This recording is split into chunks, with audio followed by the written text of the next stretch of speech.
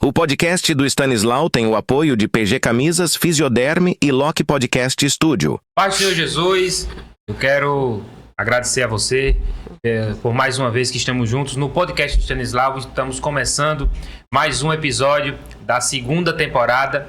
E no dia de hoje, nós estamos recebendo dois convidados para lá de especiais. Estamos recebendo o Diácono Rodrigo Borges, a sua esposa, a irmã Raíssa Borges. Mas antes de começarmos a conversar com eles e batermos um papo sobre o que Deus fez na vida deles, eu quero deixar um versículo para você que está nos assistindo, que tem muito a ver com o que vai ser tratado hoje aqui nessa noite. E se encontra em Lucas, bastante conhecido, em Lucas, capítulo de número 1 e o versículo de número 37, que diz: porque para Deus nada é impossível. E essa noite eu acho que esse versículo fala muito. Para Deus, nada é impossível. E eu quero te convidar a continuar junto conosco essa noite. E você vai ver o porquê que para Deus nada é impossível. Porque eu quero crer de que Deus fez o impossível na vida de Rodrigo, na vida de Raíssa, na vida da família deles.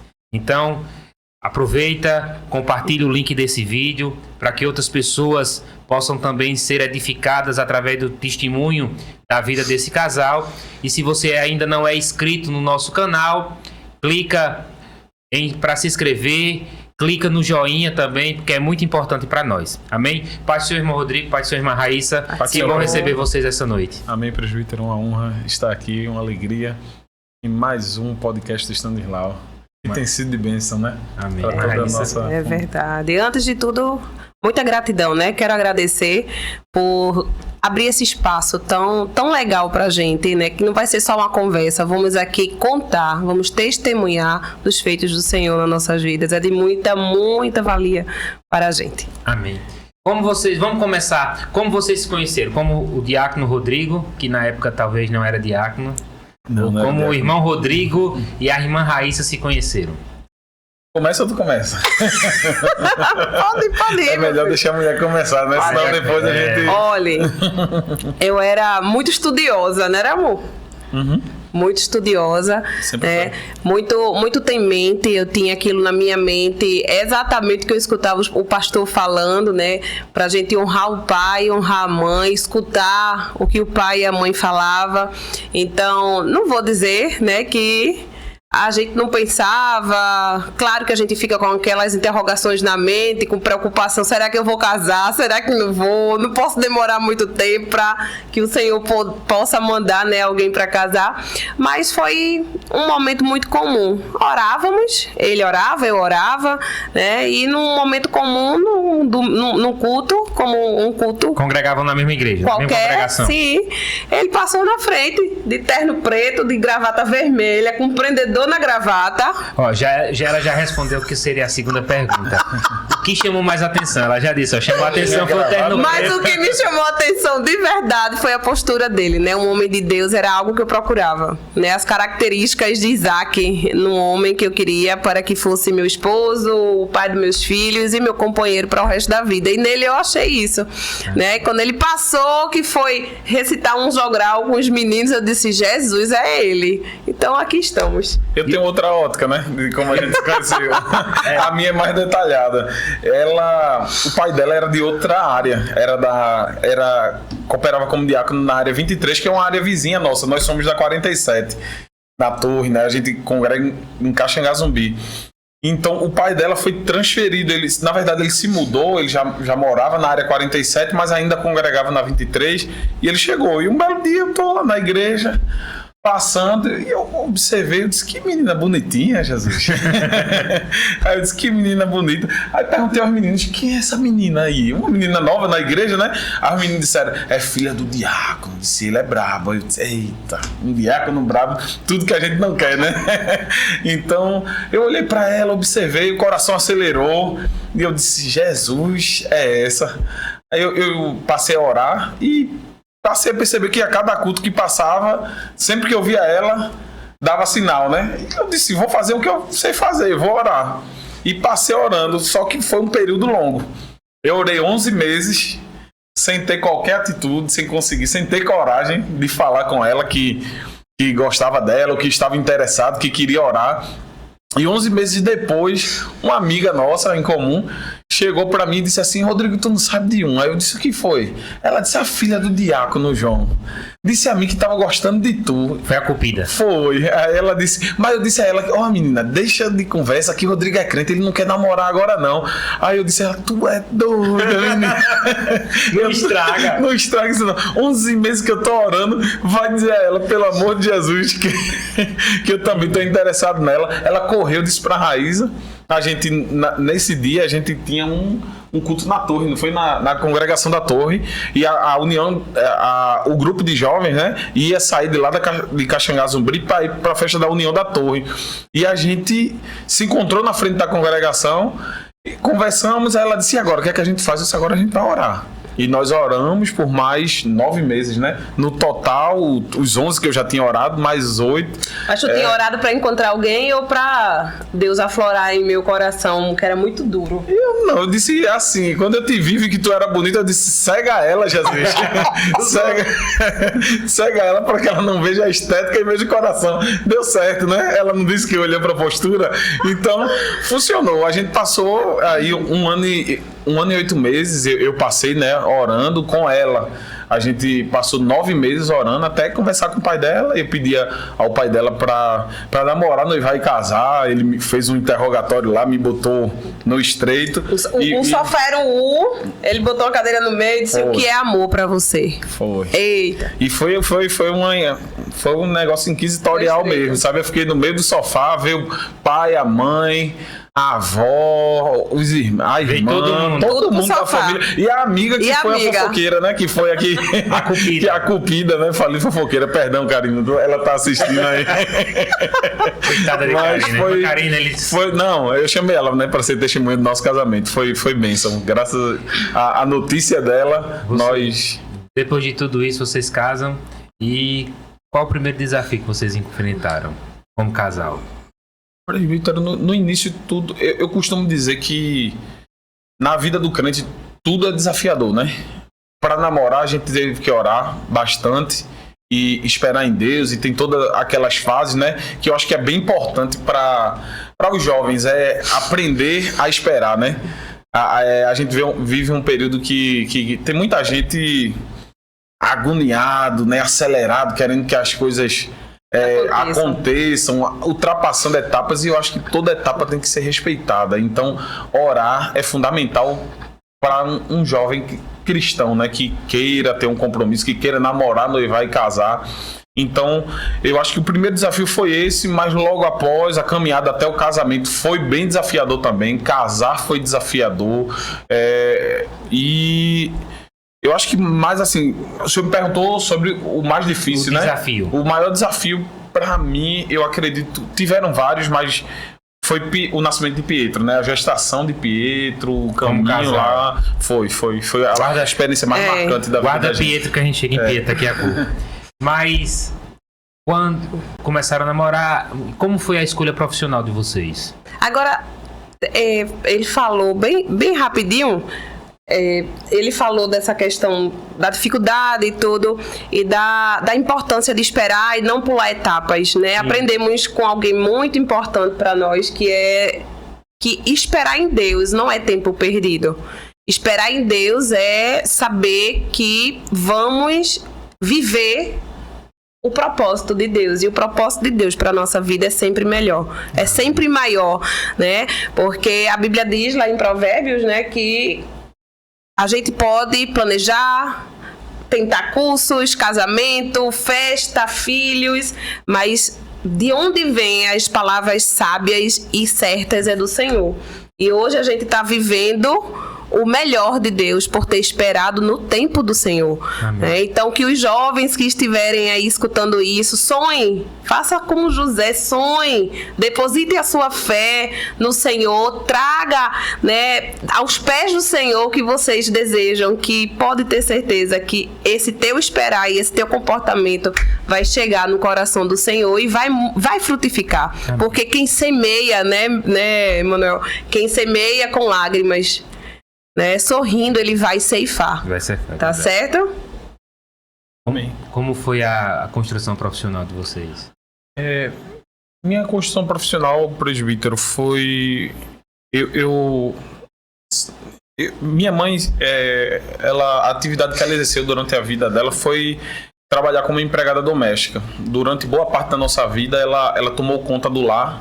E meu pai trabalhava, só que aí meu pai ficou desempregado. Quando meu pai ficou desempregado, minha mãe, não vendo outra alternativa, ela teve que começar a trabalhar como doméstica.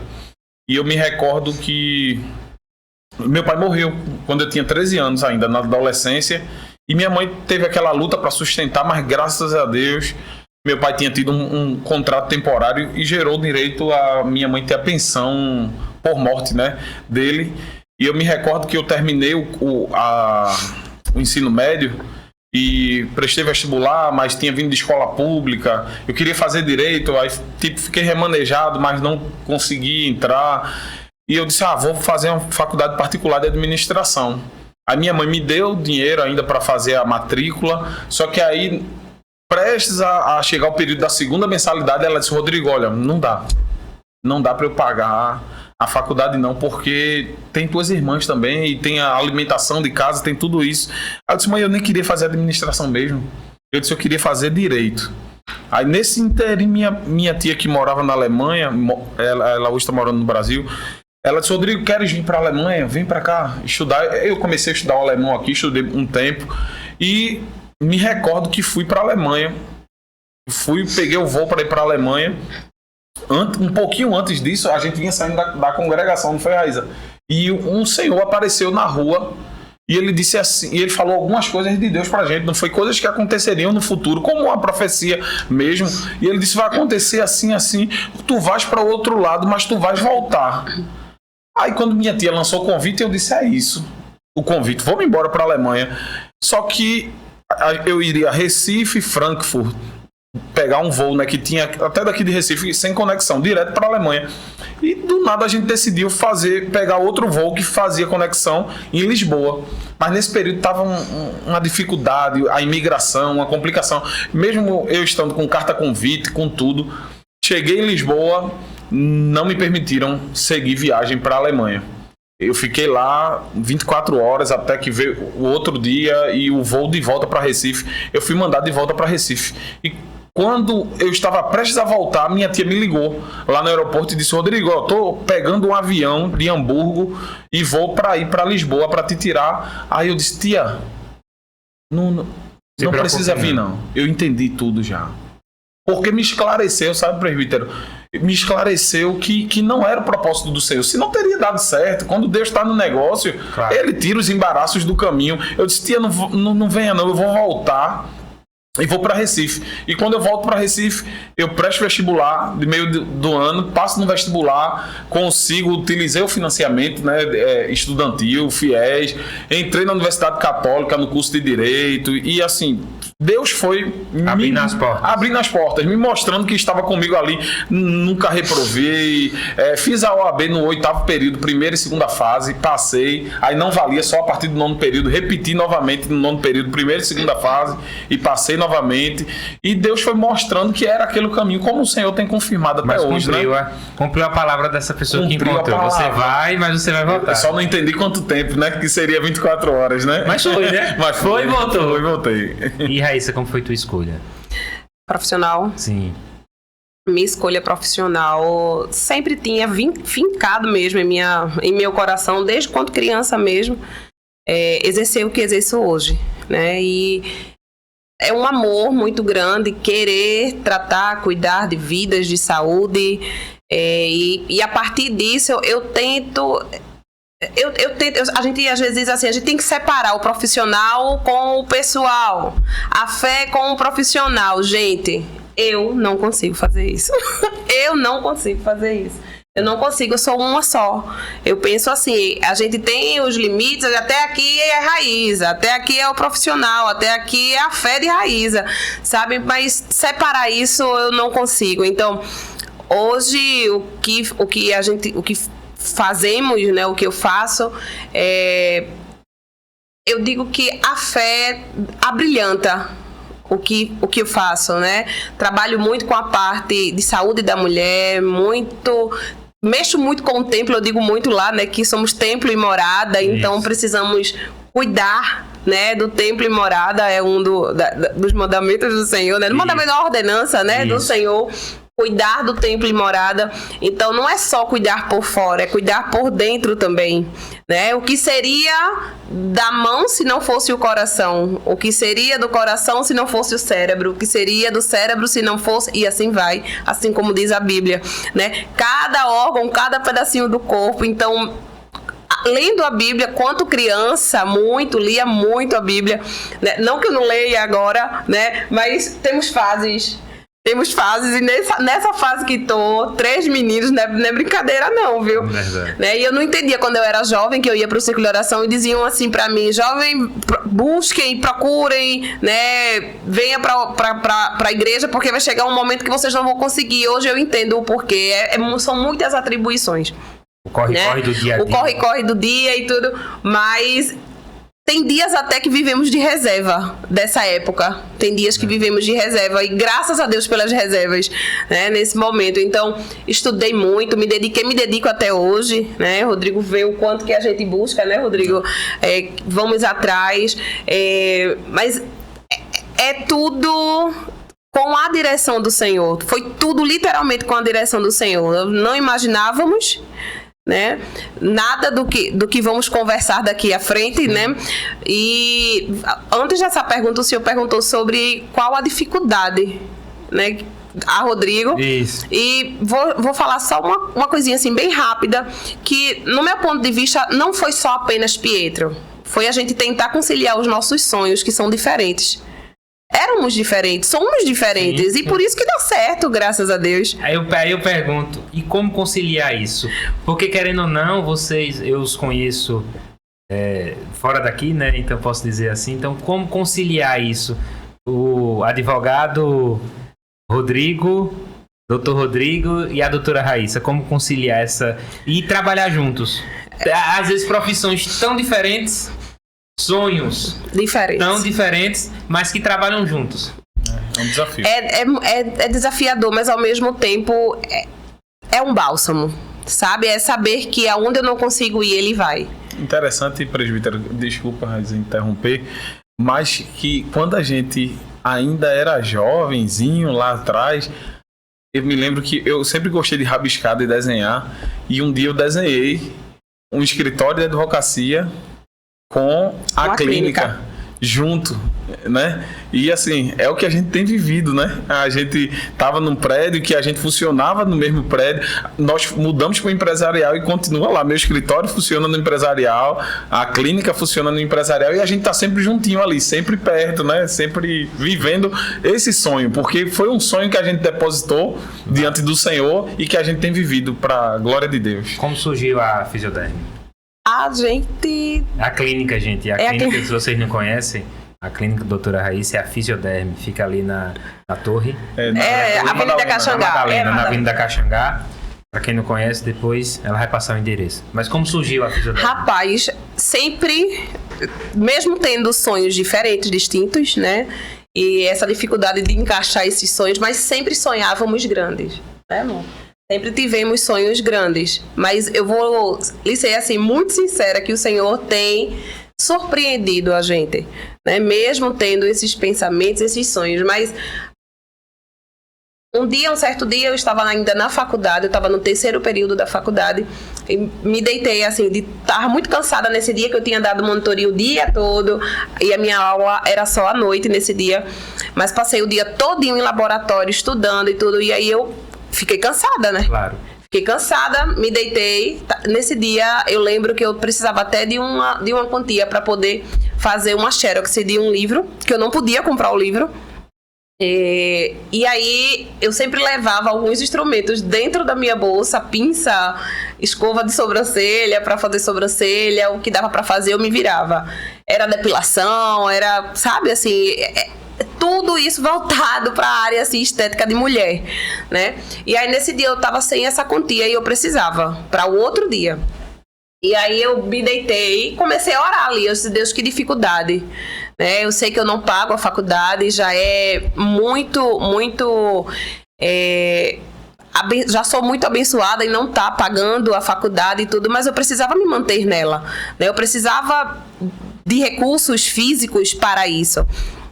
E aí eu lembro que eu baixei a cabeça e eu sonhei com um nome que vocês veem hoje, Fisioderme, né? A parte físio verde e o derme rosa. Já tentaram várias vezes, né? Pessoas de marketing mudar layout, mudar tanta coisa, ou até mesmo deixar ela mais moderna. Eu disse, não, é desse jeito. São letras minúsculas mesmo. E aí, quando eu acordei, despertei daquele sonho, eu comecei a rabiscar o nome que eu vi, o desenho que eu vi em cima, e eu comecei a rabiscar no caderno.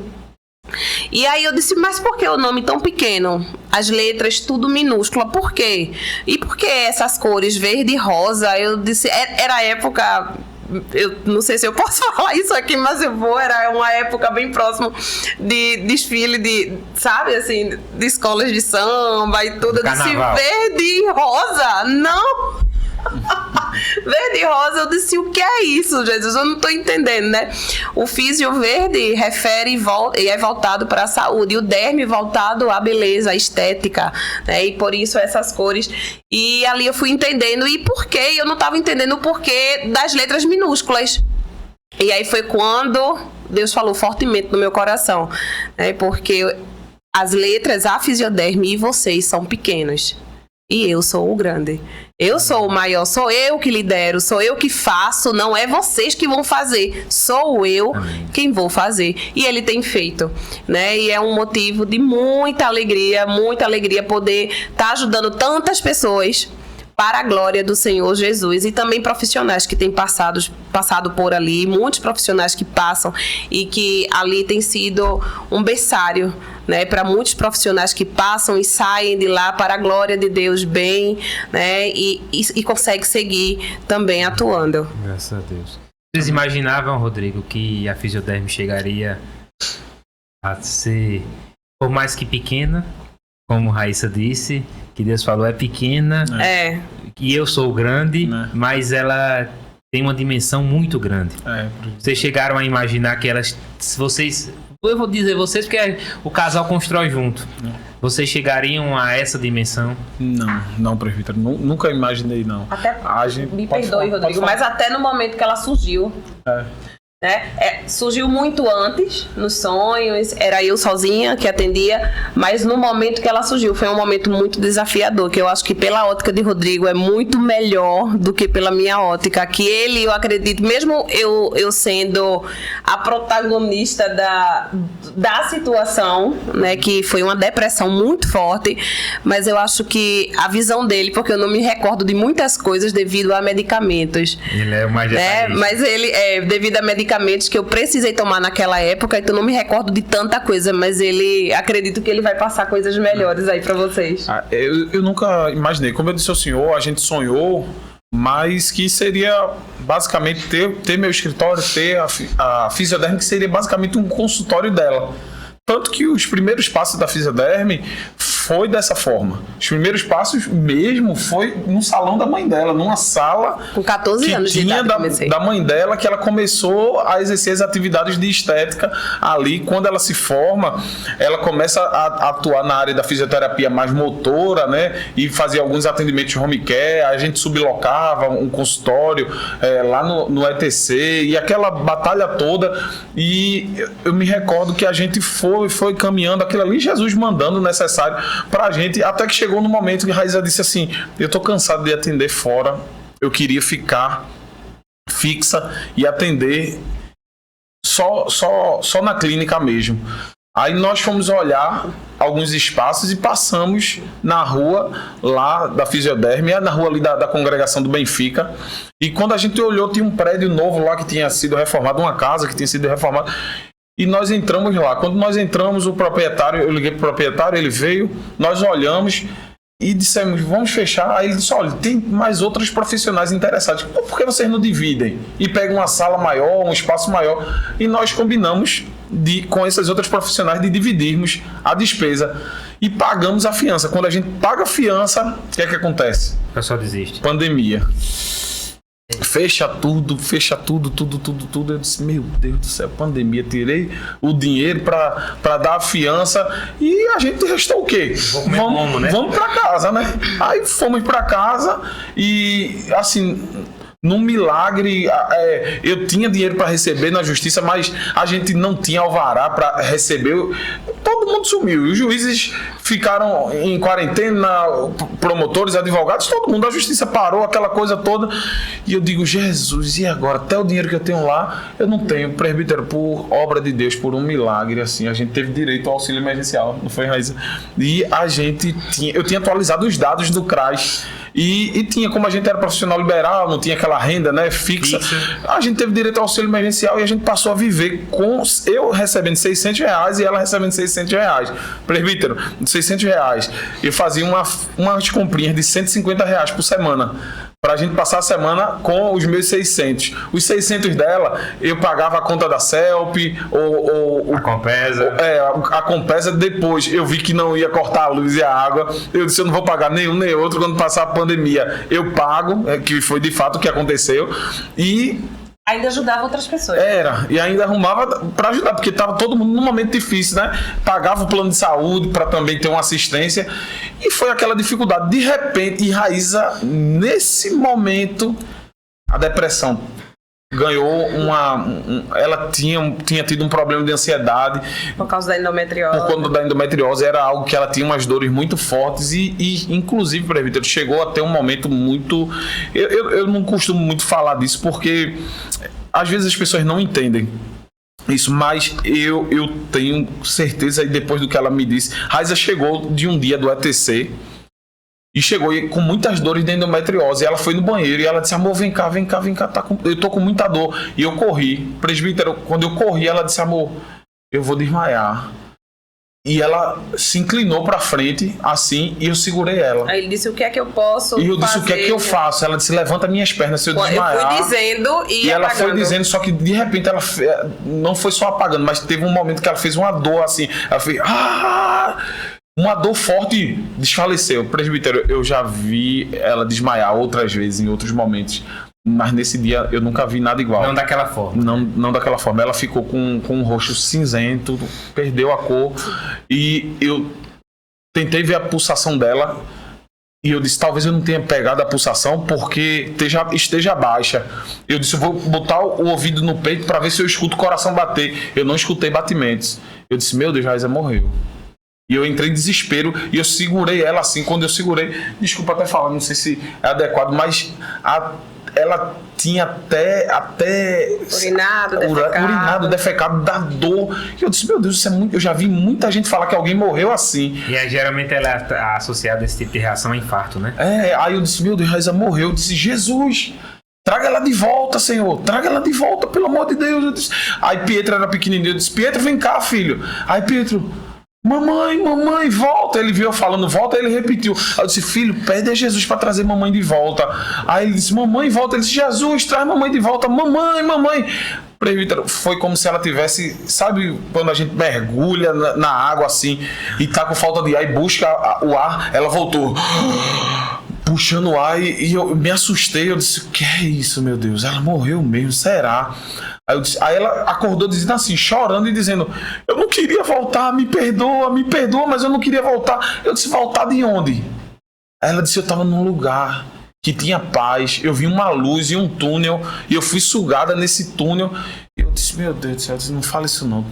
Eu já estava achando que ela tinha morrido. Ela ainda me diz não era nem um túnel, né? Era um lugar luz bem amplo, assim, uma luz que não encandeava os olhos. É porque ela disse que tinha sido sugada, e ela disse que viu o corpo dela assim, de fora. Eu disse, não acredito nisso. Eu disse, o que é isso? Por isso que eu não gosto de falar, sabe? Porque é um negócio muito conflituoso, mas que depois, conversando com pessoas mais experientes, eu vi que existem muitas pessoas que tiveram esse tipo de experiência, sabe? Mas quando a Raíssa volta, aí eu disse, por que eu não queria voltar? Ela disse, porque ela tinha paz, era muito linda, eu não tinha mais a dor da endometriose, enquanto aqui na Terra ela sentia aquela dor. Então, eu acho que tudo foi parte de um processo. Ela no meio da depressão, ela no meio disso, e ela chega pra mim e diz assim, depois desse evento, ela disse, Rodrigo, a gente tem que abrir a clínica. Eu disse, eu não vou abrir a clínica. Você com depressão, desse jeito, tem dia que tu não quer nem se levantar da cama, tu quer passar o dia todinho aí, tem dia que tu nem quer viver mais, que tu diz pra mim que não tem alegria de viver. Eu disse, eu não posso fazer isso. Aí, nesse dia, presbítero, eu vejo uma notícia da OAB que tinha implantado o alvará digital, que tava saindo os alvarás. Eu disse, vou buscar os recursos que eu tenho lá. Fui lá, saquei o alvará, botei na conta, eu disse, pronto. Além do auxílio emergencial, eu tenho esse trocado aqui de emergência. Aí ela disse, pega esse dinheiro e paga lá pra gente e compra isso. Aí eu disse, eu não vou. E ela começou a chorar muito e dizer, por favor, confia em mim. Eu disse, eu confio em você, eu lhe amo, eu sei que você é capaz, mas nessa condição eu não consigo, eu não vou fazer isso. E ela, por favor, confia em mim, chorando. Aí eu não aguentei. Eu disse, Deus, tá lançado, Senhor. Aí tu confiasse. Confiei, presbítero, confiei. Eu disse, tá lançado, Senhor, eu vou fazer isso, que o Senhor honre nossa fé. Eu não quero ver minha esposa com depressão, eu não quero ver ela dessa forma. Eu fui lá, falei com o homem, eu disse, Você viu como um escape, né? Foi. De tirar ela de onde ela estava. Eu cheguei lá no proprietário do imóvel, eu disse assim a ele, eu disse, olha, vamos usar a fiança que a gente pagou. Falei com as outras profissionais, eu disse, eu posso usar a fiança que a gente pagou? Aí ele disse, não, mas a fiança não vale mais não. Já teve aí 2 meses, aí eu disse, mas não estava fechado da pandemia, ele disse, não, vai ter que dar outra fiança. Aí disse, ficou mais difícil, né? Aí eu peguei o dinheiro do alvará e disse, tá bom, tá aqui o dinheiro de outra fiança, e comprei algumas coisas que ela disse, acabou, presbítero, o dinheiro, não tinha mais nada. Foi lançar o pão sobre as águas mesmo e esperar. E Jesus nos surpreendeu. Pandemia, todo mundo sem dinheiro, a gente abre a clínica e Jesus começa a mandar os clientes, gente pagando com caixa tem do auxílio emergencial e Jesus mandando. E Raíssa, eu me lembro que no primeiro mês Raíssa disse, amor, eu preciso de ajuda, contrata. Aí veio a primeira menina que a gente contratou. No primeiro mês, você não com 15 dias ela disse, contrata a outra que não tá dando conta não. E começou a vir gente, presbítero, o mundo parado, as ruas vazias e parado, e aquela coisa, e a gente colocando um por horário por conta da pandemia, mas a gente fechou todos os horários, todos os dias, e foi aumentando, e no meio da pandemia, Jesus foi expandindo, a gente chegou a ter 8 pessoas, não foi? Trabalhando na clínica em plena pandemia, e Jesus fazendo crescer. 8, depois 11. Eu não voltei em momento Goiânia, nenhum. João Pessoa. E no meio da pandemia começou a expandir, e a atuação nas redes sociais, aparecendo gente de Goiânia. Abre aqui, aí, vamos para Goiânia, abrimos um em Goiânia. Quando a gente chega em Goiânia, o povo de João Pessoa entrando em contato. Venham para cá. Aí a gente foi para João Pessoa, aí abrimos Recife, Goiânia e João Pessoa. E funcionou por muito tempo. Eu fechei Goiânia e João Pessoa porque ela teve a gestação do nosso segundo filho e não podia estar se deslocando. Eu disse, não vamos estar expondo, não. Eu também não quis continuar sem ela poder estar indo lá, sabe? Mas assim, Deus surpreendeu a gente. Em momento nenhum eu consigo dizer assim, foi a capacidade de Raíssa, ou foi a minha capacidade. Não, de jeito nenhum. Foi Jesus, foi Deus. Mas ele mesmo, foi como ele disse no sonho, né? Se cumpre, né? Foi ele, né? É sempre Deus, é sempre Deus. E a união de propósitos, né? Sim. Isso é importante para ele. Propósitos. Isso é importante. Tá alinhado sempre, né? Graças a Deus. A gente... É claro que de vez, né?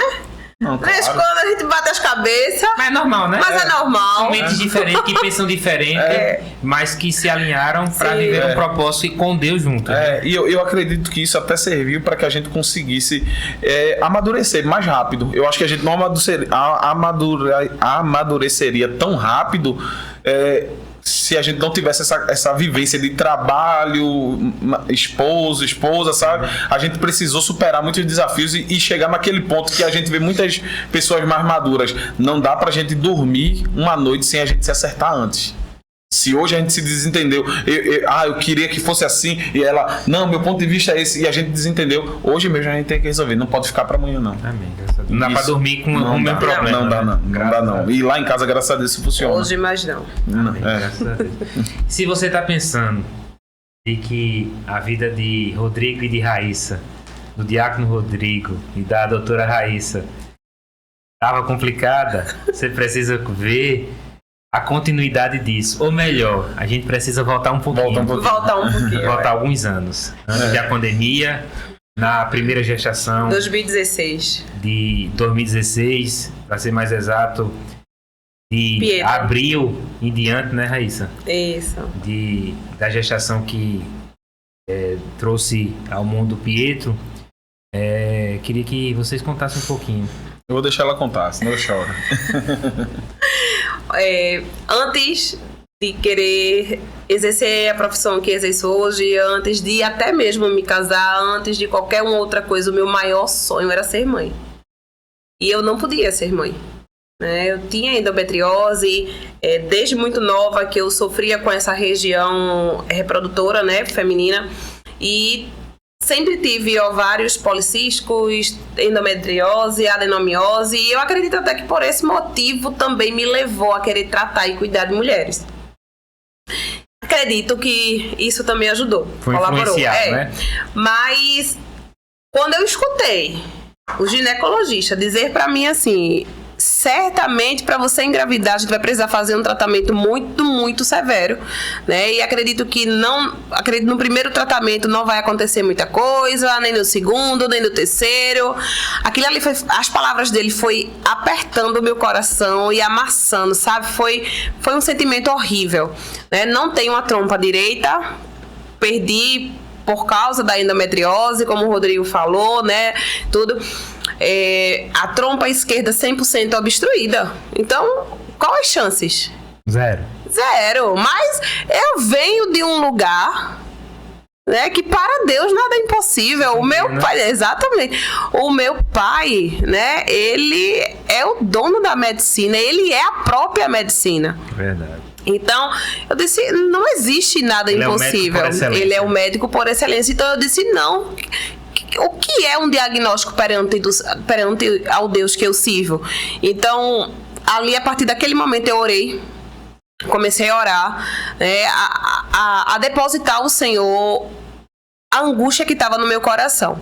E ia para círculo de oração, e assim ia, estudava. Enquanto isso também eu ficava preocupada, mas não era aquela preocupação tão gigantesca, porque ainda não pensávamos em ser pais. Claro que a gente queria e tudo, né? Tinha um propósito, né? Mas naquele momento não, porque estávamos ainda terminando, concluindo, né, a faculdade e tudo. A gente pensa em se estabilizar. Exatamente. Né, a criança chegar num ambiente de segurança. Confortável, né? E então, até que a gente, num ciclo de oração, sabe a Ana Luísa? Eu acredito que hoje vocês já saibam quem é, né? A Aninha é levita da Casa do Senhor, uma bênção. Ela tinha 8 anos, eu acredito, acho que um pouco menos de 8 anos. Estávamos num ciclo de oração. Eu era ainda sou, né? Mas aí não consigo chegar, né, irmã Michele, mas eu chego. Comissão da Caxangá Zumbi. Toda terça-feira, tá certo? Caxangá Zumbi era 47. É uma bênção lá o trabalho, né? Para a glória do Senhor. Um abraço pra irmã Michele. Amém. E aí terminou o ciclo de oração, eu fui no banheiro lá atrás, que é bem amplo lá atrás, fui. Aninha tava saindo do banheiro. Aí ela tinha Flor, ele me chama de Flor, então a maioria lá me chamam de Flor, né? E aí tinha Flor. Deixa eu lhe dizer uma coisa, venha cá antes da senhora entrar no banheiro. Eu disse, diz, Aninha. Eu achei que fosse qualquer outra coisa. Ela disse, Deus vai lhe dar um frutinho. Mas a senhora vai sofrer só um pouquinho. Mas depois vai ficar tudo bem, viu? Tchau. Desse jeito, eu disse, oxe. Uma criança assim, falar assim, né? Mas Deus já usava Aninha, né? Deus já se fazia presente e confirmava aquilo que saía da boca daquela criança, né? Então, e hoje a gente vê como é que a Aninha está, né? Pra glória de Deus. E aí eu disse, meu Deus do céu, sofreu um pouquinho. Eu achei que fosse por causa da gestação, porque a gestação é dolorosa mesmo, é normal, mas não. Quando a gente menos espera, positivo. Uma infecção urinária, corpo pro hospital, você não tá com infecção só não, viu? Você também tá grávida. Né? Eu disse, como? Eu não posso.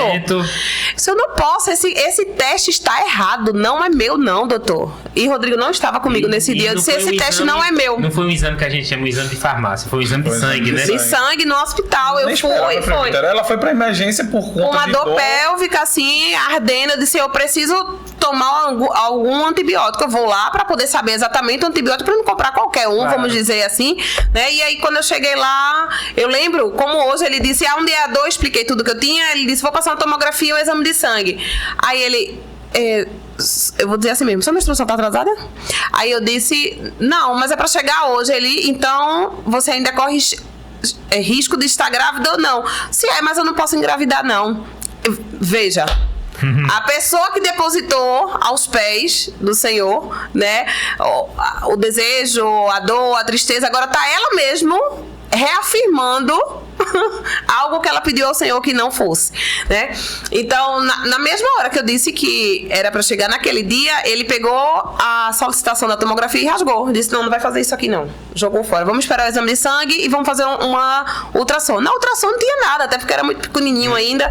Não tinha nada. Eu disse, não tô grávida não. Quando sai o abençoado exame de sangue, que ele chega e disse, então, dona Raíza, seu resultado positivo. Eu disse, positivo de quê? Eu tô com infecção urinária. Não, você está grávida. E além disso, né? Além da infecção, você está grávida. Eu disse, não é possível, não posso estar grávida. Eu não posso. Ele, pois você está. Com 15 dias, repita, porque você está grávida. E eu não acreditei. Fui sozinha dirigindo para o hospital, não consegui voltar dirigindo. Ele teve que ir. Ligou para mim do estacionamento e disse, vem aqui no hospital. Foi. Aí eu Mas disse, contou, não? Não. Aí eu disse, me deram um remédio aqui que eu tô... acho que senão nem ele chegava. Eu disse, me deram um remédio aqui que me acabou, que eu tô morrendo de sono. Se eu for dirigir, é capaz de acontecer alguma coisa, vem me buscar. Ele foi, quando chegou, eu disse, tá aqui, esse remédio a gente tem que comprar. Eu dei pra ele o papel, quando ele leu, o que eu não tô entendendo, que remédio é isso, que negócio é esse? Eu disse, aqui embaixo, lê aqui. Aí tava lá, positivo, né? Ele, você pai, aí ele saiu de dentro do carro, lá no estacionamento, e começou a pular no estacionamento lá. E eu lá sentada, eu disse, por que ele tá pulando? Eu não podia engravidar agora, não, né? Eu disse, algo que eu pedi ao Senhor tanto, almejei tanto. Eu disse, não, agora eu não posso. Eu tinha acabado de passar em uma outra prova que eu queria muito, muito, muito, que era uma prova de mestrado. Eu disse, como é que eu vou agora conciliar? Eu não vou conseguir, eu não vou dar conta nisso, não vou conseguir. Não era para engravidar agora. Ao invés de agradecer, eu questionei. Você questionou. Porque, na verdade, o desejo de talvez... Queria ser mãe, mas não era o momento. Não, na sua cabeça, né? Isso, na minha mente, né? Mas é que os pensamentos, os sonhos são do homem, né? Mas o efetuar é do Senhor, e o momento certo é Ele que diz, né? Não tem pra onde. E aí veio. E pra completar tudo, descobri com 19 semanas de gestação que eu tinha incompetência istmo-cervical, que é uma fragilidade no colo do útero, que o bebê vai pegando o peso, o colo do útero vai aumentando, abrindo, né? Na verdade, abrindo, e aquele bebê desce, né? E aí a gente sofre um aborto espontâneo. Então, além disso, trombofilias e tudo mais. Então, na primeira gestação, a gente não tem como saber. Infelizmente, o primeiro geralmente perde, mas para a glória do Senhor, o Pietro está aqui, vivo, né? E é uma bênção, tem sido um milagre. Cada sorriso de Pietro tem sido a prova, né, nas nossas vidas, que o Senhor, Ele cuida. E Ele vela realmente para cumprir o que Ele promete em nossas vidas. Então, Pietro foi uma promessa, ele era uma promessa, né? Ele é uma promessa, ele é uma promessa. Então, quando eu fui ali para o pré-natal, que a médica disse assim, olha, ou você tem um cisto enorme aqui que eu estou vendo, ou é a sua bolsa que está descendo. Olha, se você puder, nem pise no chão. A gente sai, vai-se embora aqui para o hospital, vá-se embora para o hospital, que amanhã de manhã eu chego para fazer sua cirurgia. E é uma tentativa de salvar a gestação, de salvar o neném. Tá certo? E ele estava bem. A criança em si estava bem. Mas como você tem essa deficiência que você falou, o útero estava abrindo e já tinha aberto, na verdade. A bolsa já tinha saído do útero, já estava no canal. No canal vaginal. Foi, já quase saiu. E não tinha rompido até então. Foi, a bolsa não tinha Que rompido. é bem comum, né, isso acontecer. Sim. E aí eu fui pra emergência, fui internada. A médica do internamento disse, olha, não se aperreie não fique triste não. Depois você vai ter outro filho. Geralmente o primeiro perde mesmo. Né? Ela já foi dizendo, eu disse, mas eu não vou perder esse não, porque ele é uma promessa. Eu não vou perder não. Aí saí ainda, porque eu ainda estava naquele questionamento do não posso perder. Então foi naquele momento ali de perca que infelizmente, presbítero, a gente, infelizmente eu vou falar assim mesmo, a gente só dá valor quando a gente perde ou quando está prestes a perder, né? Mesmo quando a gente pede, é algo até paradoxo, né? Sim. É algo até muito confuso. O ser humano é assim. Ou não. Ou é a gente que faz ser assim. Né? Eu acho que deveria ser simples. Eu não sei que eu não sou psicóloga, né? Não. Depois das psicólogas de plantão, acione aqui, viu? Mas enfim, eu acho que é algo assim muito, muito confuso. Eu querer e não querer, não querer e querer, enfim. Então, a partir daquele momento eu disse, eu não posso perder essa criança, é uma promessa, então... Em algum momento, deixa eu te atrapalhar, Raíssa, nesse querer e não querer, eu não posso, eu posso, eu quero, eu não quero, já tinha se passado 19 semanas de quando você descobriu. Você, em algum momento desse sofrimento um pouquinho, você lembrou das palavras de Aninha? Várias vezes eu lembrava da palavra que soava, é só um pouquinho. E teve momentos que se Deus tu dissesse a mim que era só um pouquinho, não tô sofrendo um pouquinho. Eu tô sofrendo muito. Isso aí é só o começo, viu, gente, que ela tá contando. Eu tô sofrendo muito. O senhor é muito bom. Eu não entendo esse pouquinho não, né? O senhor é muito bom, viu? Eu não tô entendendo esse pouquinho não, porque eu tô sofrendo muito. As pessoas ao meu redor sofriam e ficavam angustiadas porque não podiam me tirar daquela situação. E tem coisas que a gente não consegue mexer. Tem coisas que tem que passar. Não existe outro caminho. Tem que passar por ali. O caminho é estreito de verdade, né? Então não tinha saída, eu tinha que passar. Eu disse, Deus, eu vou ter que passar, mas eu sinto que eu não vou sofrer pouquinho. A começar pelas dores físicas e a começar pelas dores psicológicas, né? Que eu acho que foram as piores, que eu carrego traumas até hoje. Né, traumas reais. Pietro não pode tossir. Se ele tossir, vira eu e o pai na mesma hora. Isso eu tô assistindo muito porque eu já vi. Vira a gente os dois na mesma hora. O que foi, né?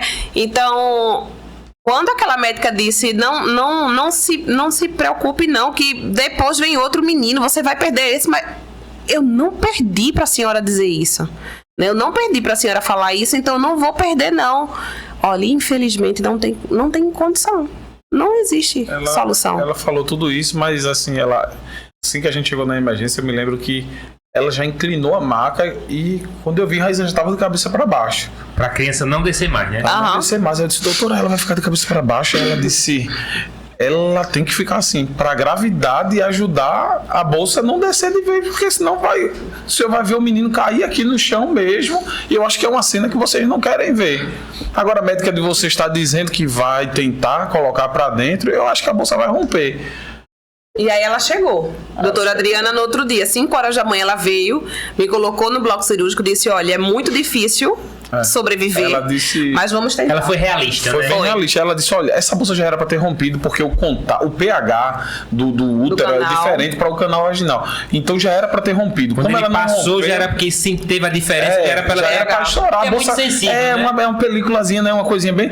Aí ela disse, eu vou operar com outra médica e a gente vai ela vai ficar assim de cabeça para baixo, viu? A gente vai empurrar a bolsa para dentro do útero. Se não romper, aí eu vou costurar. Aí ela disse, tá tudo bem, pai? Eu disse, tudo bem. Fiquei lá. Foi pro bloco cirúrgico de manhã e ela disse, pai, fique preparado. Aí eu disse, sim senhora, doutora. Ela disse, fique preparado porque a chance da gente perder é muito grande. Mas vamos tentar. Eu fiquei lá na porta esperando. Eu me lembro que quando ela saiu, ela fez sinal assim pra mim. Eu fiquei bem na porta do bloco cirúrgico mesmo. Ela fez assim, ó. Ela disse, deu certo. Ela disse, deu certo. Aí daqui a pouco ela veio falar comigo. Ela disse, pai, enquanto doutora Gisela segurava a bolsa com as mãos e eu costurava, o pezinho dele batia na minha mão. Eu fiquei imaginando essa cena, né? Ela disse, foi incrível, mas a bolsa não rompeu. E nesse momento eu escutava ela dizendo pra doutora Gisela, né? Ela dizia... Porque você tava com anestesia mais simples. Só local, só hacker. Local. E aí eu escutava nesse momento ela dizer pra doutora Gisela assim... Gisela, é a bolsa que rompeu. Aí doutora Gisela dizia assim, não é muco vaginal. Aí daqui a pouco ela dizia, não, Gisela, estourou agora, Adriana. Não rompeu. E ali eu fiquei naquela angústia, 15 minutos. Porque naquela angústia escutando. Se rompesse, não tinha o que fazer, né? Não tinha o que fazer. Teria que fazer a cesárea para puxar a criança. E assim, eles diziam sempre, 19 semanas ele não sobrevive. Então a gente tava com esse medo, né, digamos assim, o tempo todo, aquele receio, aquela tensão, né? E depois ela voltou, passou o tempo de recuperação, né? Pós-cirurgia, veio pro quarto e eu me lembro que foi de manhãzinha cedo a cirurgia, a médica disse, vou deixar prescrito a ultrassom. E ela deixou de manhã prescrita a ultrassom. No dia deu algum problema lá no plano, no sistema do hospital. E essa ultrassom só vieram chamar a Raíza de 10 da noite, mais ou menos, não foi? No dia posterior? Não, no mesmo dia, mas à noite. Ela fez a cirurgia de manhã, essa que colocou ele de volta e costurou. Que é a chamada cerclagem, né? A cerclagem. E a bolsa nada de romper, graças a Deus. Então a gente achava que tava tudo bem, que tinha sido sucesso, era só manter a vida ali em repouso. Na noite, eu me lembro que eu fiquei cobrando, né? Eu disse, cadê a ultrassom? Aí... E eu querendo saber como o menino tava também, né? Aí as enfermeiras disseram, pai... A emergência, foi lá no Memória São José, a emergência está muito cheia hoje, está sem maqueiro, a gente mesmo vai levar, as 2 enfermeiras. Eu disse, tá certo. Eu disse, bora lá. E a gente tava na área, o hospital tava muito cheio, né? A gente tava na área que fica o pessoal que faz cirurgia plástica, que é do outro lado, tem uma passarela ali, do outro lado, e a gente passou pra cá, pegou o elevador, aquele caminho todo, até chegar na Maximagem, que é onde faz a ultrassom. Quando a gente chega lá, Raiz é transportada, faz aquilo todo. Presbítero, quando a gente sai tá tudo bem, tudo certo, tudo perfeito. Quando a gente sai, que a gente vai pegar o elevador, começa... É aquilo que eu digo, tudo na vida de crente é na provação. O elevador desnivela, sabe aquele desnível que dá às vezes? E na hora que as mulheres, as 2 enfermeiras vão empurrar a maca era uma maca, não era daquelas grandonas, não. Era uma daquelas de metal, mais frágilzinha. A roda ficou e a prancha soltou. Aí uma enfermeira estava dentro do elevador, segurou. E lá vai Raíza de cabeça para baixo, já caindo mesmo. Aí a enfermeira, pai, corra aqui que ela vai cair. Eu disse, meu Deus, agora vai estourar a bolsa, ponto, tudo, né? E eu disse, meu Deus, aí eu corri e pressionei a coisa para cima. Só que era um elevador estreito que só cabia a maca, não dava para outra passar. Entrou a primeira ficou lá. Aí a mulher, eu disse, levante a cabeça dela, e eu fui empurrando ela. Eu começou a chorar e ela disse, eu não tô conseguindo. Eu tenho hérnia de disco. Aí eu disse, meu Jesus do céu. E eu querendo pular, mas eu também, se eu soltasse, a Raíza caía. E nessa hora... Aí eu disse à enfermeira, eu disse, segura aqui que eu pulo lá, eu passo por baixo, mas eu levanto ela. Ela disse, não tem. Aí eu disse, meu Deus, chame alguém. Ela disse, moço, não tem ninguém nesse lado aqui do hospital. Olha, presbítero, eu vou falar outro negócio que eu também não gosto de falar porque é meio estranho. Mas... Estranho para quem não entende o que entendemos, repente, né? Nesse lado fechado do hospital, não tinha nada fechado. Era o lado das clínicas, não tinha ninguém. O horário já dizia que não tinha ninguém. O horário era 11 horas, né? Era parte de consultório, não tinha ninguém. Apareceu um homem de 2 metros de altura.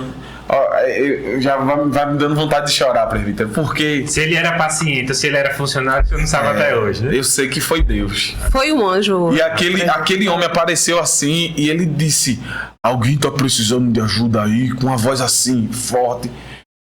Eu disse, homem, segura aqui. Desculpa, presbítero, é difícil. Segura aqui que a gente sozinho não tá conseguindo. E aí ele veio, mas na hora que a maca caiu, eu senti que a bolsa já tinha rompido. Eu disse, agora já era, Jesus. Eu disse, segura aqui, homem, por favor, que pra minha esposa não cair, meu filho tá aí dentro. Aí ele segurou com a força, ele conseguia levantar aquela maca sozinho, ele era muito forte. Ele pegou, empurrou a maca assim, que deu uma puxada que travou um homem só, conseguiu fazer aquilo. E eu disse, meu Deus. Aí a enfermeira disse, graças a Deus que Deus mandou esse homem.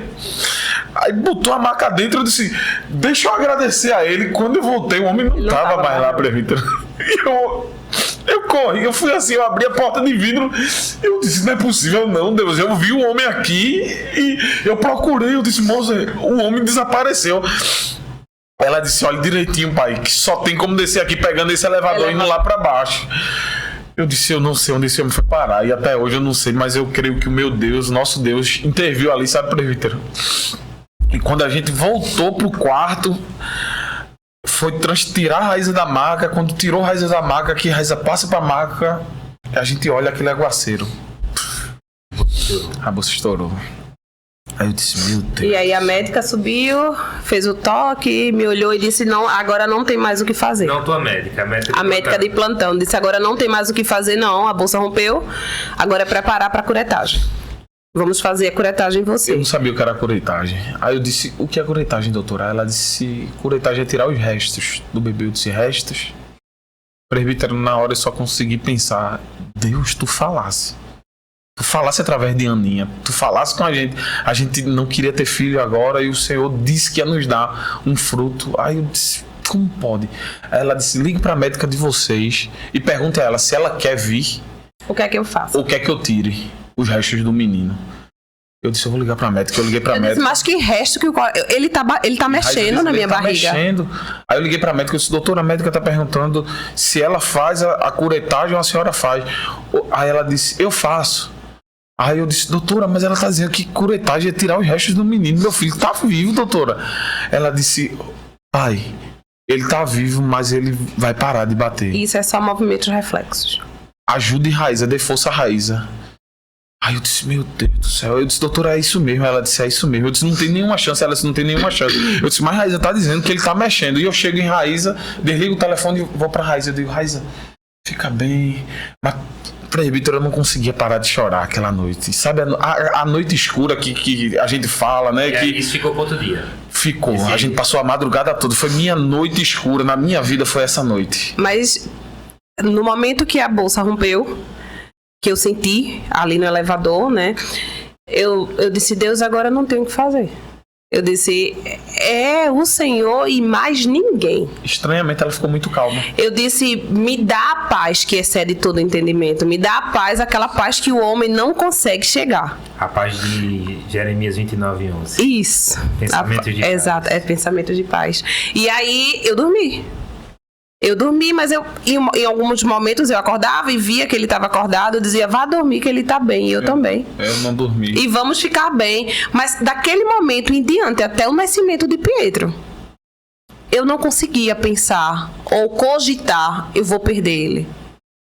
Foi uma fé, foi algo assim tão sobrenatural que tomou conta do meu corpo. Aquele pensamento de que não podia engravidar lá no início. Isso. Já tinha se mudado, eu não posso perder. Né? Eu não posso perder. Eu acho que pra ela era diferente porque ela sentia, né, ele.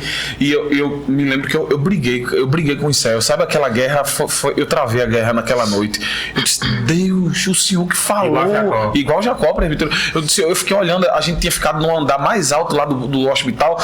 E eu fiquei olhando assim, eu vi o dia amanhecer ali na Gamino Magalhães, e eu olhava pro céu e dizia, Deus, eu não pedi, mas o Senhor disse, por quê?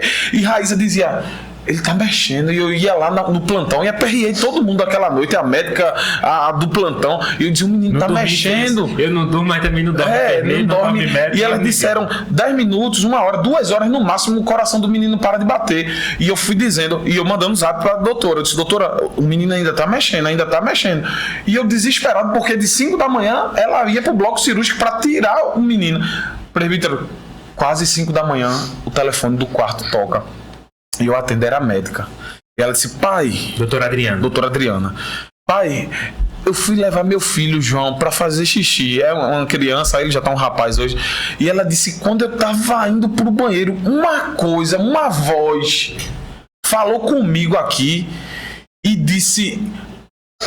faça um ultrassom, veja os sinais vitais do menino. Ela disse, Raiz ainda disse que o menino tá mexendo. Eu disse, tá. A bolsa tinha rompido 11 da noite. Aí eu disse... Doutora, tá bem. Vai fazer ultrassom antes da curetagem? Ela disse, vai fazer ultrassom. Eu disse, Raíza, tá mexendo ainda? Raíza disse, tá mexendo. A gente desceu pra fazer a ultrassom, aquele mesmo processo. Quando a gente chega lá, tava um doutor chamado Doutor César. Ele foi, o presbítero era muito diferente, porque nas ultrações anteriores, a gente via aquele fundo preto, que é o líquido, né? Nessa tava tudo cinzento, tudo embaraçado, não dava pra ver mais delineamento nenhum. E ele procura o coração. Foi no segundo, amor. Que no primeiro ele disse, que horas mesmo foi que a bolsa rompeu? Foi. Não foi? Isso foi o segundo. Aí ele pegou, disse assim... aí ele marcou o coração, aí ele disse, que horas foi que a bolsa... Aí eu disse, ontem, umas 10 e pouca da noite. Aí ele disse, impossível. Só que quando ele falou impossível, quando você falou aqui, me tocou muito. Lucas 1,37. Lucas 1,37 falou meu coração. Porque para Deus nada é impossível. Quando ele disse o impossível, eu disse, não... Porque para Deus nada é impossível. Aí ele marcou o coração, ele liberou o som. Presbítero, quando ele liberou, foi o melhor som da minha vida. Foi o som do coração do meu filho. Aquele som. Bu, bu, bu, bu, bu, bu, bu. batendo. Eu disse, meu Deus do céu, meu filho tá vivo. Glória a Deus, glória a Deus. Aleluia. Comecei a glorificar lá e chorar muito. E ele disse, meu Deus, eu nunca vi isso. Aí ele disse, eu quero falar com a médica de vocês, eu quero entender o que é que tá acontecendo aqui. A gente ligou pra ela, ela também não aconteceu, ela chegou lá gritando, ela disse, o que é que aconteceu aqui, que eu tenho anos como obstetra e eu não estou entendendo. E eu disse, meu Deus, aí, só que aí meu choro virou riso, presbítero. Eu disse, meu Deus, meu filho tá vivo. Mas aí começou um longo caminho. Começou um longo caminho ainda de desafios, porque ele ficou sem líquido e tinha que ter líquido.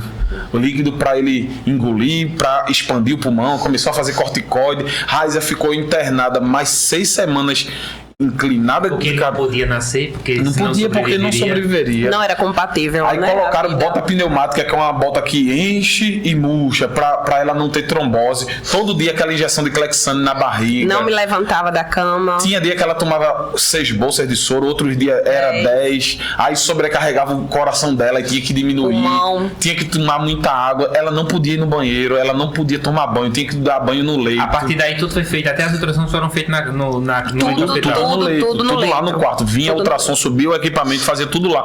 Ela não podia. As enfermeiras tinham que dar banho nela, ela ficava, aquela coisa. Resumindo, ela foi fazer a sequela, ficou internada. Ficou internada por muito tempo. Você foi fazer um procedimento, ficou o resto lá até Pietro nascer. Até que chegou 6 semanas depois. Foi, que eu entrei em trabalho de parto ativo. Com 26 semanas, exatamente no dia que a gente fez. E que hoje, se a gente for calcular, foram 5 meses e meio que ele nasceu. Não foram de 6 meses, foram 5 meses e meio. E aí, no parto, o neonatologista virou para Rodrigo e disse, você vai querer mesmo assistir? Vó, a gente chega... Para a medicina, ele não sobreviveria. Não. A expectativa era muito baixa, né? Aí ele disse para mim, tu vai querer entrar mesmo, pai? Aí eu disse, doutor, por que você está perguntando isso? Aí ele disse, porque a chance desse menino nascer sem vida é muito grande, homem. Tu vai querer ver isso, vai querer ter essa memória. Aí eu disse, doutor, não era impossível. Ele tá vivo dentro da barriga dela, essas semanas todinhas sem líquido. Aí ele disse, era impossível. Aí eu disse, então vai continuar acontecendo impossível, doutor. Aí ele sorriu, né? Aí ele disse, gostei. Aí ele disse, bota a roupa e bora. Fica quietinho, vi-se no canto lá. Foi pra não desmaiar, né? Aí eu fiquei no cantinho lá e foi aquela luta. Eu até filmei um trechinho. Pietro tava grudado no útero de Raiza, porque não tinha líquido. Então isso deu muito trabalho. Aderiu mesmo. E eu filmei essa parte, não sei como eu tive coragem, mas eu segurei a câmera e ele disse, não filme não essa parte não. Eu disse, eu vou gravar, porque talvez seja a última vez que eu veja meu filho, sei lá, né? Aquela coisa, eu queria no impossível, mas humanamente, meu lado humano também tinha aquele medo. E eu me lembro que uma hora o neonatologista estava do lado enquanto a obstetra estava tirando. Aí ele perguntou, tá vivo? Aí ela ficou em silêncio. Eu disse, meu Deus do céu. Aí ela pegou um pano assim cinza, quando descolou ele, deu uma chacoalhada e ele só fez um movimento com a boca assim. Aí ela disse, tá vivo. Ele cortou, ele é muito rápido, doutor Zé Henrique, ele consegue entubar com a mão sem precisar daquele coisa. Ele entubou Pietro assim em segundos. Ele correu, entubou e botou ele dentro de 2 sacolas para aquecer ele, é uma sacolazinha específica, enrolou ele com um pano e disse, pai, prepara a selfie. Eu disse, vai ter selfie, doutor? Aí ele disse, prepara a selfie. Eu não conseguia ter domínio mais de celular, o anestesista pegou e tirou a foto. E ali a gente achou que, glória a Deus, ele nasceu, mas a gente não sabia o que esperava, presbítero. Só que aí o neonatologista disse pra gente, olha, não espere muito, que ele não vai, certamente, se ele sobreviver, ele não vai defecar, ele não vai urinar. E eu disse, Deus, eu sei que ele vai sobreviver. E eu gostaria muito de trocar uma fralda suja do meu filho. Queria trocar, eu quero ser mãe dele. E aí, quando ele nasceu, que ele levou pra UTI... passamos a noite, as primeiras 12 horas do pós-parto, né? De manhã, alguém bate na porta do quarto. E aí, ele entrou. Doutor Zé Henrique, quando eu desperto, assim, que olho, que eu vejo que é ele, eu disse, ele vai me dar uma resposta agora que eu não vou gostar. Eu disse, eu acho que ele veio para dizer que meu filho veio a óbito. E aí eu olhei para ele... E disse, bom dia, doutor Zé. Ele, bom dia, você quer uma notícia boa ou uma notícia ruim? eu tenho 2 notícias para lhe dar, você quer o quê? Aí eu disse: o que o senhor quiser, eu quero. Só fale, eu só respondi assim. E aí ele veio com as 2 mãos para trás. E aí ele me mostrou a fralda suja de cocô e de xixi de Pietro nas 12 primeiras horas.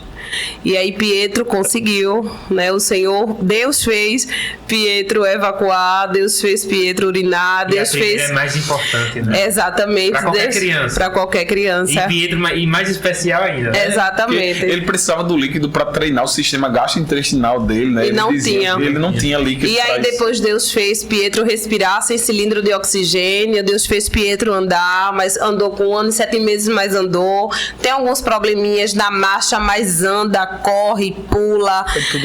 Foi tudo muito difícil, mas estamos semeando com alegria. Nas primeiras horas, eu lembro que eu saía dela, né? Ela internada e corria pra lá. Pietro ficou 4 meses internado. 4 meses, 8 4 dias. e 8 dias. Eu ficava indo na UTI e voltava pra ela, né? E eu tentei ir à UTI no dia do parto e não tava me deixando entrar. Aí depois eles me disseram: ó, ele tá tendo intercorrências. Quando eu entrei, Pietro tava com dreno no pulmão. Eu disse: o que é isso? Precisou botar um dreno, ele teve um pneumotórax. Com 24 horas de Fora isso, pai, ele tá com hemorragia no cérebro também. Grau e essa 4. hemorragia pode fazer ele ter vários problemas. E falou um monte de coisa assim, só dificuldade. E eu disse: meu Deus do céu. Aí eu fiquei insistindo até me deixarem entrar. Quando me deixaram entrar já era quase tarde da noite e eu fui orar. Quando eu fui orar, que eu estendi a mão na incubadora, eu levei um grito. Uma das médicas da UTI disse: ei! Aí eu me assustei. Você tá fazendo o quê? Eu disse: eu tô orando, pode orar aqui não, é? Aí ela disse: não é isso não, você tem esperança que esse menino vai sair daqui com vida? Eu olhei pra ela, presbítero, vou ser bem sincero, na minha cabeça eu disse: sai dela. Eu disse: sai dela, porque eu vi o inimigo falando. Aí eu disse: eu acredito. E a mãe tá com esse mesmo Aí ela disse: a mãe é igual a você. Eu disse: a mãe é mais ainda. Aí ela: pois, viu? Pois ficou com a careta, aquela coisa. Sei, não. Olha, essa mulher me acompanhou até o final da internamento dele. Ela disse: olha, se esse menino sair daqui com vida, ele vai precisar de cilindro de oxigênio. Os carrinhos, já vá comprando. Se ele sair daqui com vida. Ela falava assim mesmo, com toda frieza. Eu me lembro que um dia eu tava no computador procurando cilindro, carrinho e os coisinhas de oxigênio pra Pietro. E Raiza disse: tá procurando o quê? Eu disse: oxigênio. Ela disse: fecha o computador. O Deus que nos prometeu, nosso filho vai sair daqui com vida. Só que era muito difícil, presbítero, porque Pietro fez 7 transfusões de sangue. Uma madrugada, Raiza já de alta, a gente em casa ligam para autorizar fazer o sangue. Eu disse: meu Deus, eu pensei que era notícia da morte, porque a gente viu 2 bebês morrer lá durante esse período. Então, quando a gente tinha, depois que ela teve alta, que a gente teve que vir para casa e voltar para dormir, era muito angustiante. O telefone tocar de madrugada era... Sepsis era a fichinha para ele. Ele teve 11 sepsis. Era infecção generalizada. Era antibiótico. Foi quase todo o período de antibiótico. Era aquela luta. Então, eu fez fiquei cirurgia de retinopatia da prematuridade com 2 meses internado ainda na UTI. Retinopatia é uma cirurgia laser nos olhos por conta do fluxo de oxigênio. Dilatava as veinhas, né, da retina dele lá. Então foram muitas dificuldades. Agora sim, teve uma que muito me marcou de todas essas. Foi que um dia eu entrei para ver Pietro e esse dia foi o dia mais difícil para mim. Eu entrei pra ver ele e ele tava muito animadinho. Eu me lembro que tava com umas meinhas, luvinhas assim, pequenininha e balançando. E aí a gente higienizava a mão, né, clorexidina, e eu pegava na mãozinha dele. Eu fui tocar assim, a mãozinha cabia aqui, porque ele nasceu com 46 centímetros, não foi, Raiza? 34. Era desse tamanho assim, bem pequenininho mesmo. Era um pouco maior do que uma régua. A pele dele era gelatinosa, dava pra gente ver as veias dele. O olho dele parecia que não tinha bola, era fundo. O bumbum dele não tinha a divisãozinha, era ainda um bebê em formação. E eu disse, meu Deus, aí eu toquei na mãozinha de Pietro. Ele já tava com um pouco mais de um mês. E eu tocando na mãozinha dele. Aí eu lembro que ele ficou, né, aquela coisa toda. A gente ainda não escutava o choro dele. Ele fazia o som, a boca, mas não saía som porque ele não tinha força pra chorar.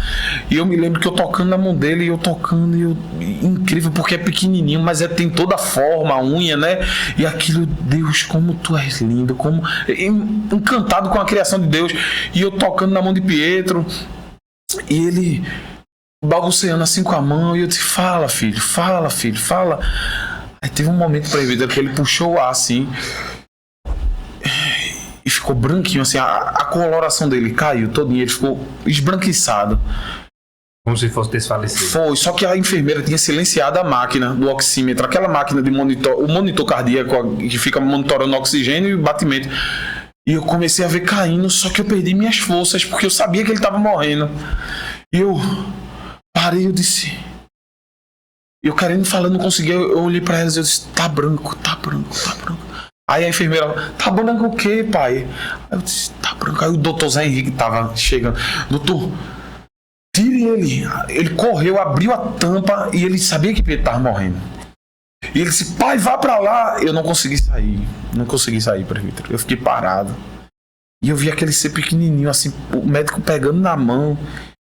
E corre, eu vi o desespero nos olhos das enfermeiras. Eu disse, meu Deus, de novo, Pedro tá morrendo. E ele disse, traz um ambu. O ambu é um balãozinho de oxigênio. E ele começou a coisar. E ele puxava aquele ar, aquela coisa assim. Aí ele começou a fazer a massagem cardíaca, presbítero. E eu disse, meu Deus, vem aqui, por favor. Mas eu não tinha força, presbítero. Eu não tinha força. E eu vi Pietro indo, e quando ele parava de massagear, os batimentos caíam de novo, e eu dizia, meu Deus do céu, o que é isso? Aí ele viu que nessa hora eu tava perdendo minhas forças. Aí ele disse, pega o pai e coloca ele ali. Aí me sentaram, me pegaram, me colocaram sentado na cadeira. E eu fiquei assistindo tudo aquilo pra ele. E eu pensando nas promessas. E eu disse, meu Deus, minha promessa vai morrer. Eu não tinha força pra ele, eu não tinha força, não tinha ação. Eu até sinto, parece que eu tô lá de novo, paralisado, sabe? O nó veio na minha garganta, mas eu sinto, parece que a mesma frieza de novo. Eu disse, meu Deus, vem aqui. Eles começaram a reanimar meu filho, reanimar. Ele aumenta o oxigênio pra 100, aumentou o oxigênio pra 100. E chega um momento que ele desestabilizou. E aí...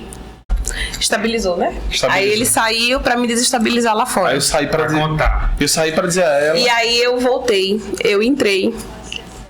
Você pensou eu entrei. Tudo bem, né? Eu entrei na UTI, que eu vi ele branco, né? Rodrigo.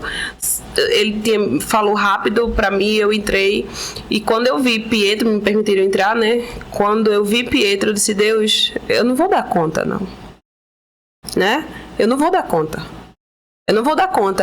E às vezes você acha que não vai dar conta de ser mãe, você acha que não vai dar conta de ser a profissional que o Senhor quer que você seja, você acha que não vai dar conta do propósito que Deus tem para realizar em sua vida, porque o propósito não é seu, o propósito é dele, é para ele, né? Às vezes a gente pensa também que não vai dar conta de tantas atribuições que nos sobrevêm, dar conta de tudo.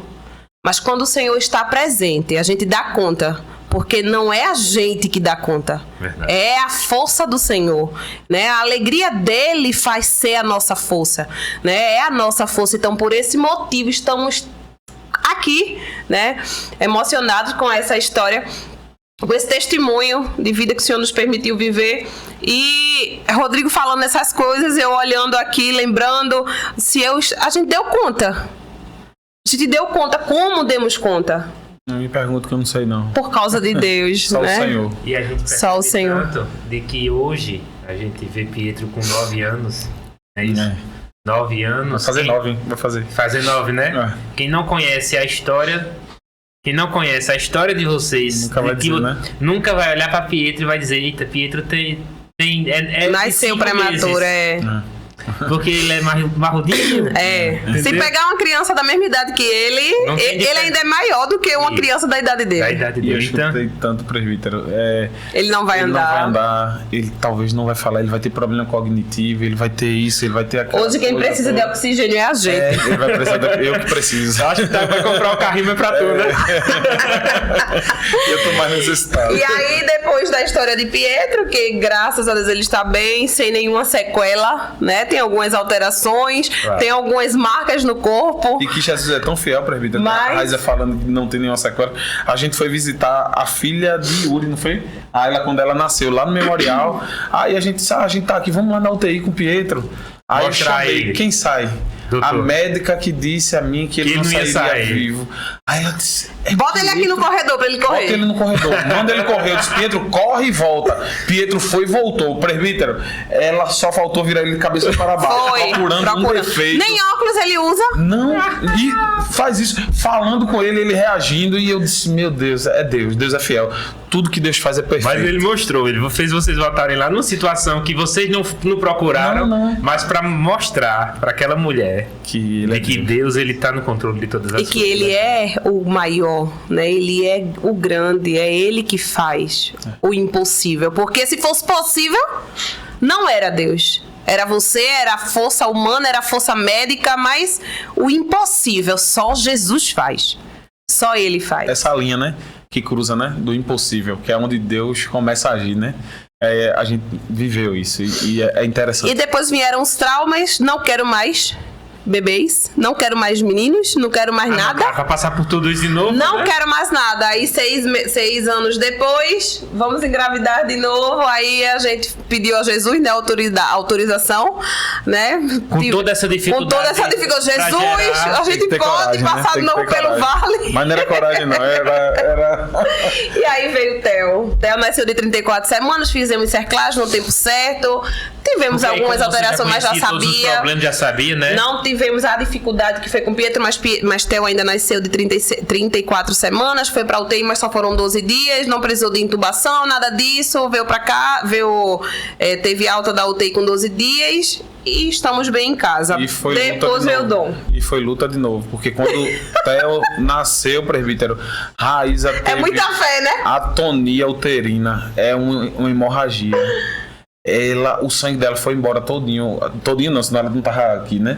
Mas começou a perder sangue e ela tava na UTI porque ela tinha tido pré-eclâmpsia, né? A pressão. Então ela fez sulfator antes do parto e depois tinha que sulfatar para não ter a eclâmpsia, né? Aí ela teve pré-eclâmpsia.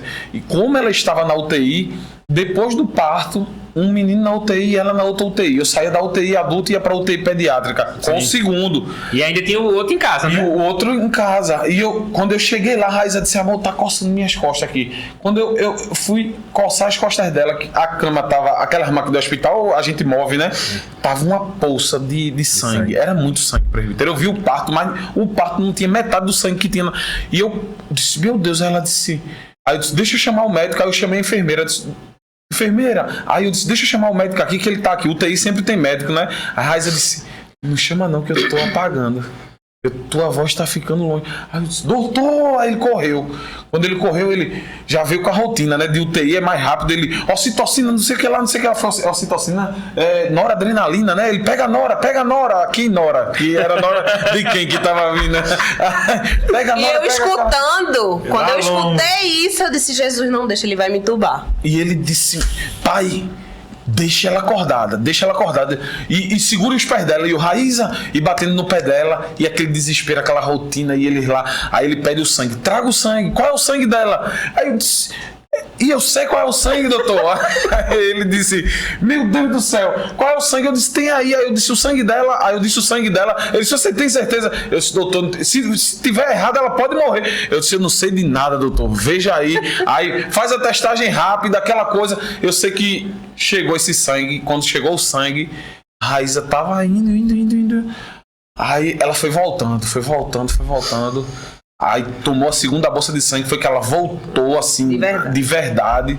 E ele disse, quase a gente perde a sua esposa. Meu Deus. No outro dia eu fico surpreso. Chega o doutor Zé Henrique, vem os médicos que conheciam a gente, que a gente já tinha um caminho lá no memorial, né, por Pietro. Vieram ver Raíza porque Raíza tinha tido choque hipovolêmico e não tinha morrido. Deus repercutiu teve misericórdia. Hospital. Então a gente nem tinha noção ainda. Tinha um pouco da gravidade, mas não naquela dimensão. Quando a gente viu os médicos de vários outros especialistas viver ela só pra ver, menina, tu aqui de novo. Tipo, eles conheciam a história da gente, né?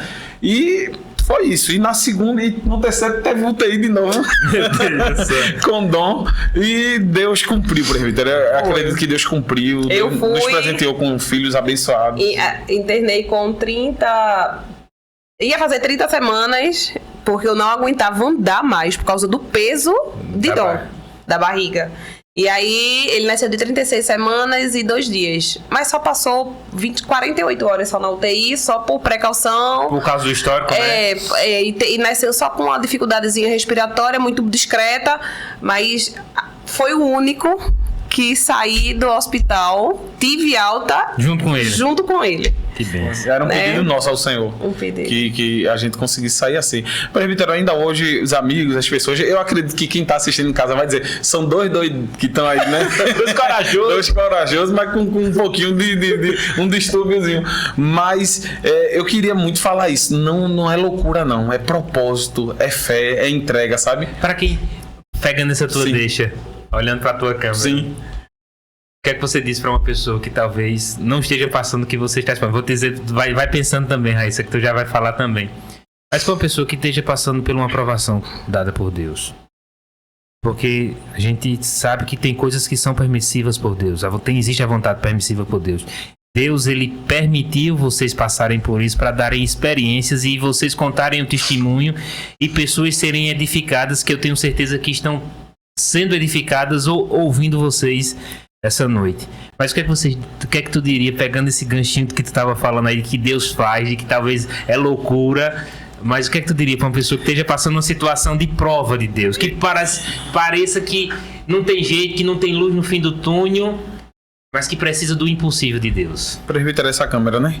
Eu vou falar algo que Deus falou muito forte ao meu coração esses dias e que a gente escutou no hospital. No internamento desse, Deus falou com a gente lá no hospital. Eu trouxe vocês aqui para vocês escutarem a minha voz. E eu disse, Deus, mas eu estava lá na igreja, eu estava orando, porque o Senhor...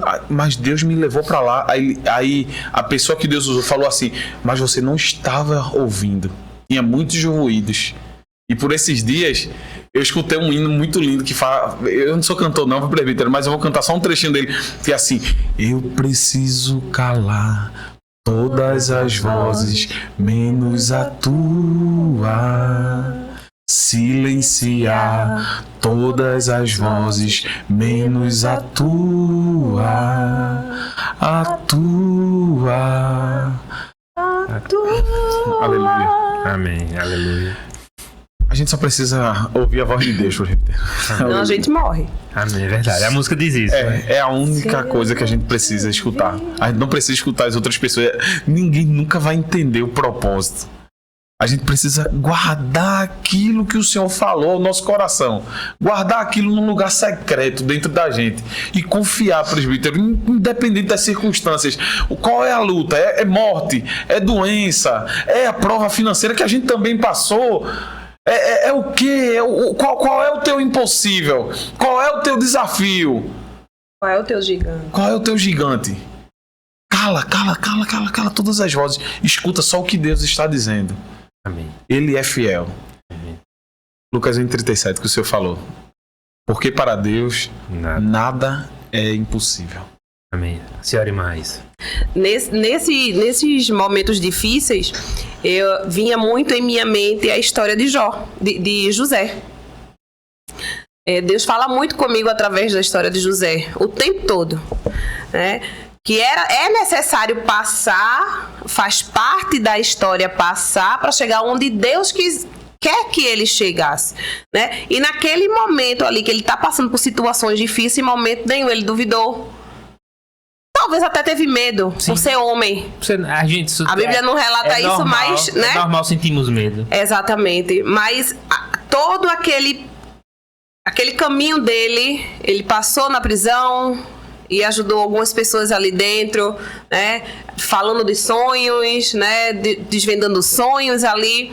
Então, todos esses momentos difíceis em minha vida, eu percebo que são momentos que Deus também quer nos usar para destravar vidas de outras, né? Outras pessoas, outras vidas. Então, de repente, às vezes a gente tá num momento tão difícil que a gente conta a nossa história, aquela pessoa diz assim, rapaz, o meu não é nada, não. Então, segura mais um pouco, confia no Senhor e continua com a fé. Aquela fé que remove montanhas, pode ser pequenininha, mas a tua fé, ela sendo verdadeira e sincera e direcionada ao Senhor, pode ter certeza que acontece, que vai acontecer, tá? É isso. Amém. Quero agradecer de coração ao senhor Diácono Rodrigo e a irmã Raíssa. Amém. Por terem estado aqui conosco essa noite, aberto o coração, contado a vida de vocês. Eu tenho certeza absoluta de que, assim como eu recebi bastante de Deus, os nossos ouvintes também estão recebendo de Deus. Amém. Porque a gente se glorifica, a nossa alma mesmo, regozija a nossa alma, o nome certo é esse. Sim. Vendo que Deus continua a operar o impossível. Uhum. Amém. Muito obrigado pela presença. Que Deus abençoe ricamente a vida de vocês, a vida de Pietro, a vida de Dom. Amém. E a vida de Theo. Eu só troquei a ordem. Theo e Dom. Mas que Deus abençoe a família de vocês, que é uma família linda. E dê juízo a vocês para não ter mais. Mas ainda tem uma filha do coração, né? Se eu não falar dela, vai verdade, meu Deus do céu, Tayana. Que ela disse que é a filha que Raíssa não teve. Foram 3 tentativas e 3 vieram meninas, né? Aí Jesus foi e mandou Tayana. Para ajudar e ser a filha do coração. E eu quero agradecer a você que esteve conosco até agora, nos assistindo, vendo o testemunho de Rodrigo e de Raíssa, do que Deus fez na vida deles. Dizer a você que compartilhe esse vídeo para que outras pessoas sejam edificadas, também sejam alcançadas, talvez vidas que precisem. Você conhece aquela família que está precisando ouvir de que Deus continua fazendo o impossível? Manda o link desse vídeo. Diz, assiste, vê o que Deus fez na vida de Rodrigo, vê o que Deus fez na vida de Raíssa, e eu tenho certeza de que Deus vai falar a vidas através desse vídeo. Muito obrigado, que Deus te abençoe e até a próxima. Fica com Deus. Amém.